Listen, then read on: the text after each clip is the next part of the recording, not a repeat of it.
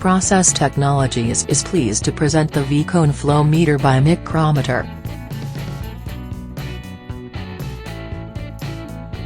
You are seeing an orifice plate with 20 diameters of pipe length upstream, and 5 diameters downstream.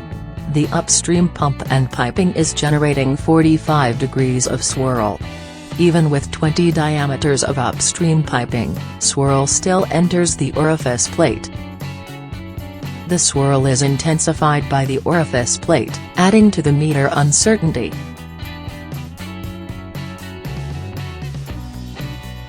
Now we see a V-Cone flow meter with 2 diameters of piping upstream and 1 diameter downstream. The upstream pump and piping is still generating the same 45 degrees of swirl. The V-Cone flow meter's conditioning effect removes swirl and potential metering uncertainty.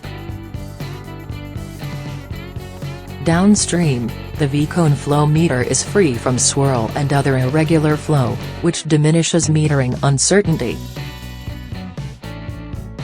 The V-Cone flow meter's revolutionary built-in flow conditioning saves 70+% of upstream and downstream piping. This saves space, saves weight, saves time, and saves money.